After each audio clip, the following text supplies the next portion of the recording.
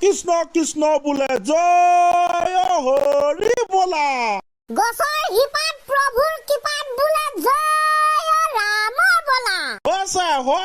হৈছে বোলে জয় জয় কয় কয় হয় হয় আকাশ নীলা বগলী বগা তামোল খাই উঠ ৰঙা পঢ়িলে পাছ নপঢ়িলে ফেল বেয়া কাম কৰিলে সোমাবি জেল আও বোলা প্ৰভু মহাদেৱ মৃত্যু হলে সকলো শেষ তিনিচুকীয়াৰ টিলিঙা মন্দিৰ 50 টকীয়া কেজি ভেন্দি ভাৰতৰ ভ অসমৰ মাজত আছে দন্তীয়া হ আও কৈছে বোলে অসমক চলাই অসম চৰকাৰে ভাৰতক চলাই ভাৰত চৰকাৰে এয়াই আমাৰ দেশ অসমৰ কথা কিনো কব দুঘণ্টাক বৰষুণ দিলেই কাৰেণ্ট হৈ পৰে চেচ হয় বোলে কৃষ্ণ জয় হৰি বলা জয় ৰামৰ বলা কৃষ্ণ কৃষ্ণ কৃষ্ণ ৰাম ৰাম ৰাম ৰাম প্ৰভু কৃষ্ণ সঁচাকে কৃষ্ণ চা আপোনাৰ হৈছে কি আজিকালি ক্লাছলৈ আহে ডাইৰেক্ট চিধাই জয় হৰি বলা জয় ৰাম বলা মায়ে 1 মিনিট মান কি আশীৰ্বাদ দিয়ে তাৰপিছত আকৌ জয় হৰি বলা জয় ৰাম বলা কয় মানে ছাৰ কিহৰ প্ৰদৰ্শন yes এই প্ৰদৰ্শন ভক্তিৰ শক্তিৰ যুক্তিৰ দম ছাৰ ফুটি গৈছে নিউক্লিয়াৰ বোমা নেকি সেইবোৰ থ মই এতিয়া পোনপটীয়া প্ৰশ্ন সুধিম উত্তৰ দিবি খাচাক খাচাক হৈ যাব ছাৰ আপুনি একো টেনচন ল'বই নালাগে মই এনেও টেনচন নলওঁ মই প্ৰশ্নহে সুধিম উত্তৰ তহঁতে দিবি তহঁতেহে টেনচন ল'ব লাগে দে প্ৰথম প্ৰশ্ন আমাৰ স্কুলৰ পৰা গুৱাহাটীলৈ দূৰ নে চন্দলে দূৰ মিলিয়ে টেকনলজি ষ্টাইলত আমাৰ স্কুলৰ পৰা গুৱাহাটীলৈ দূৰ ছাৰ মই জনাত ইয়াৰ পৰা চন্দলে দূৰ গুৱাহাটীলৈ দূৰ নহয় তহঁতৰ মতে কেনেকে গুৱাহাটীলৈ দূৰ বুজাই ক হয় ছাৰ 1 2 3 মাইক টেষ্টিং আমি আছো বুজাই but is simple we are single আপুনি যদি লক্ষ্য কৰে ইয়াৰ পৰা চন্দটো ৰাতি দেখা পাব কিন্তু আপুনি ইয়াৰ পৰা যদি গুৱাহাটীলৈ চাই গুৱাহাটীখন জানো দেখিব ক'ত দেখিবি ইয়াৰ পৰা তহঁতি অলপ দূৰে নেদেখ গুৱাহাটী কেনেকে দেখিবি সেইটো কথা না ছাৰ আমি ওচৰৰ বস্তুবিলাকহে দেখা পাওঁ দূৰৰ বস্তুখিনিতো দেখা নাপাওঁ গতিকে আমি ইয়াৰ পৰা যদি চন্দ্ৰটো দেখিছো গুৱাহাটী দেখা নাই তেনেহ'লেতো গুৱাহাটীয়ে দূৰ হ'ব না চিম্পুল কথা টেকনলজি ষ্টাইল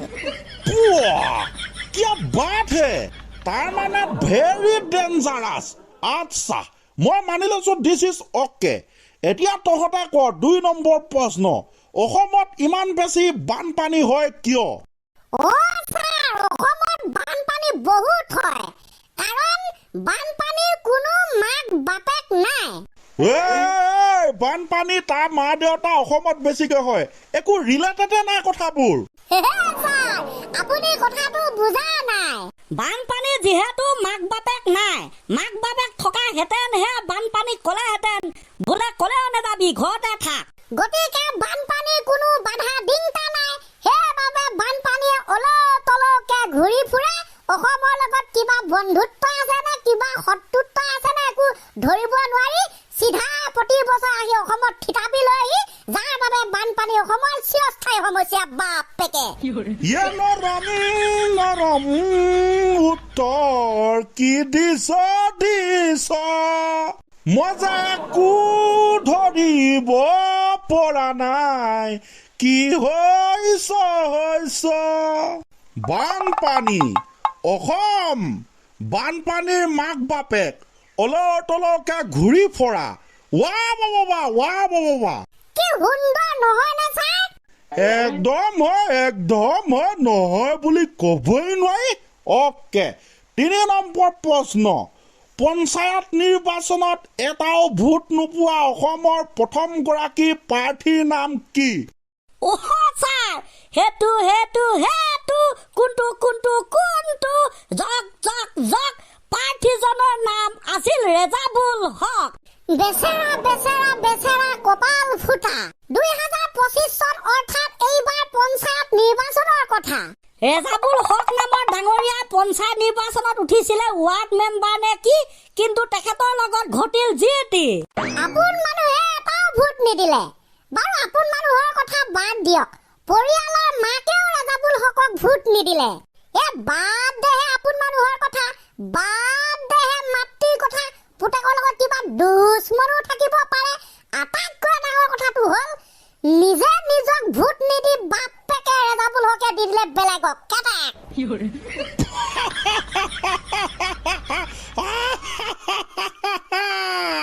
হাঁহি হাঁহি পাগল হৈ যাম কি যে দিনকাল পৰিল নিজে প্ৰতিনিধিত্ব আগবঢ়াইছে নিজে পঞ্চায়ত নিৰ্বাচনৰ প্ৰাৰ্থী নিজৰ ভোটটোকো নিজক নিদি কেনে বেলেগক দিয়ে নে বাৰু এচাত কম বস্তু নহয় কিন্তু দেই ৰাইজ